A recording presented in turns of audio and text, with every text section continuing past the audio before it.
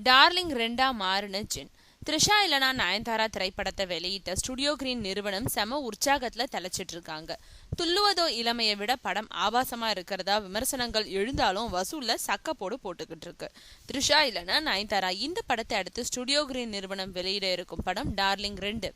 GV Prakashkumar நடிச்ச படம் darling. Darling 2 படத்துலயோ ஜிவி பிரகாஷ்குமார் நடிக்கல. ஜின்ன்ற பேர்ல ஏற்கனவே தயாரிக்கப்பட்டு வந்த படமே இப்போ டார்லிங் 2 பேர் மாறி இருக்கு.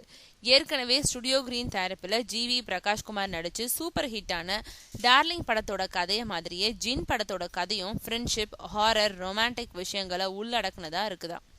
இந்த ஒற்றுமையை மனசுல வச்சு ஜின் படத்துக்கு டார்லிங் 2ன்னு பெயர் மாற்றம் செய்யப்பட்டிருக்கா.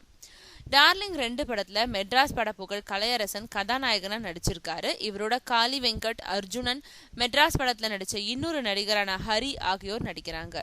சதீஷ் சந்திரசேகரன் இயக்கியிருக்காரு. இந்த படத்தை அக்டோபர் 21 உலகம் முழுக்க வெளியிட திட்டமிட்டிருக்காங்க ஸ்டுடியோ கிரீன் நிறுவனம்.